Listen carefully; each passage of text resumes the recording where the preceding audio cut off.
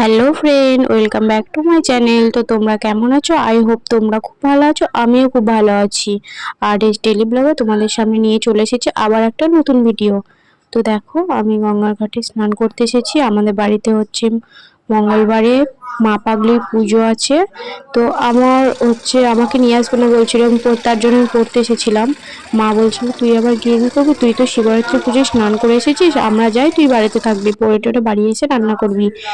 তো আমি পড়তে গেছি, ছুটি হয়েছে, তখন মা ফোন করেছে, তুই বলছিস স্নান করবি, তাহলে তুই টোটো ধরে চলে আয় ঘাটে, আমরা দাঁড়িয়ে আছি।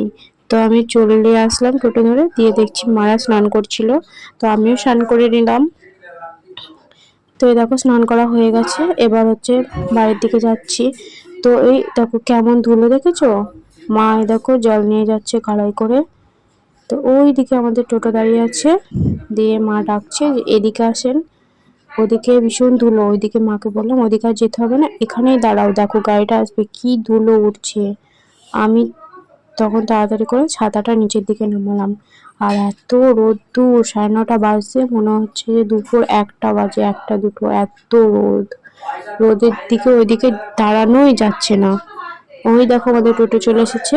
এই দেখো আমাদের দিদির মেয়েগুলো কি দুষ্টুমি করছে, ভীষণ দুষ্টুমি করছে। আমি বলছি তোদেরকে কাউকে ওঠা নেবো না, আমি চলে যাবো। দেখো এরা দুজন এত দুষ্টুমি করছে, একজন বলছে আমি সামনে যাব, একজন বলছে আমি পিছনে বসবো, একজন বলছে আমার মায়ের কাছে যাব। দুজনে মিলে কেমন করছে দেখো, এ বলছে মায়ের কাছে বসবো, ও বলছে পিছনে যাব। আমাকে বসতে দিচ্ছে না, বলছে আমি মায়ের কাছে বসবো। দিয়ে আমি যখন বকা দিলাম তখন বড় বাবার পিছনের দিকে চলে গেল। এখানে দেখো টোটোয় উঠে পড়েছি সবাই, আর পিছনে হচ্ছে জামাইবাবু আসছে। তো ও গঙ্গা মৃত্তিকা আনতে বললো, ভুলে গেছিল, তাই গঙ্গা মৃত্তিকা আনতে গেছে, তার জন্য আমরা সব দাঁড়িয়েছিলাম। ওই যে পিছনে আসছে, বললো দাঁড়াও একটু। এই দেখো চলে এসেছি মন্দিরে, এটা হচ্ছে শিব মন্দির আর কালী মন্দির। তো সবাই স্নান করে এসে এখানে পুজো দেয়, তারপরে হচ্ছে বাড়ি যাই।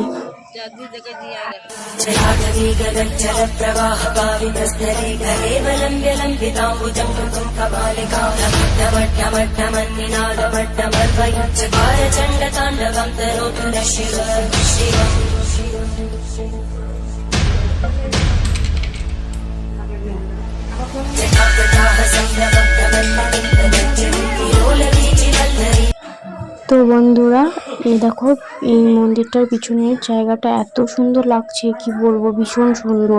এখান থেকে আসতেই ইচ্ছে করছে না, কি ঠান্ডা জায়গা, ভীষণ সুন্দর। তো এই মন্দিরের নিচে আছে গুপ্ত বৃন্দাবন। তো এখানে অনেক রহস্য আছে নিচে। তো আসার পথে খুব জল তেষ্টা পেয়েছিল, তো এখানে দাঁড়ালো। আমি বললাম তাহলে ফুটি কিনে নিয়ে আসো। দিয়ে হচ্ছে জামাইবাবু গিয়ে ফুটি কিনে নিয়ে আসলো। তারপর হচ্ছে দেখলাম গরম গরম জিলিপি থালায় রয়েছে। আমি বলছি মা জিলিপি খাবো, তারপরে দেখছি জামাইবাবু জিলিপি কিনে নিয়ে এসেছে। ঠাম্মা বলছে আমাকে অনেক দিন ধরেই বলছে জিলিপি খাবো জিলিপি খাবো। তো নিয়ে আসলো। আমি বললাম ফুটিটা এখন খাই সবাই মিলে, বাড়ি গিয়ে জিলিপি খাবো, চলো সবাই মিলে। ওই দেখো যে ওই যে একটা লাল বাড়ি দেখতে পাচ্ছ, ওটা হচ্ছে সাহেব বাড়ি। তো এখানে কালী পুজোর সময় ভীষণ ধুমধাম হয়, বাজি ফাটানো হয়, ঠাকুর পুজো হয়। তো এই দেখো বাড়ি এসে বাটি করে জিলিপি নিয়ে নিয়েছি, তো খাচ্ছি। ওখানে আমার দিদির মেয়েকে বলছি ভালো খেতে, তো বলছে হ্যাঁ ভালো। তারপর আমার দিদি জিজ্ঞেস করছে খেতে ভালো, আমি বলছি একটু টক টক লাগছে, তো ভালো। তো এই দেখো, তো চলো বন্ধুরা, আমি ভিডিওটা আর বেশি বড় করছি না, এখানেই শেষ করছি। আমার ভিডিও যদি তোমাদের ভালো লেগে থাকে লাইক কমেন্ট শেয়ার প্লিজ করবে, আর সাবস্ক্রাইব করতে ভুলবে না। আর তোমাদের নতুন কোনো বন্ধুদের ভিডিওটা শেয়ার করবে। তো চলো আবার নেক্সট ভিডিও দেখা হচ্ছে, এখন টাটা বাই বাই।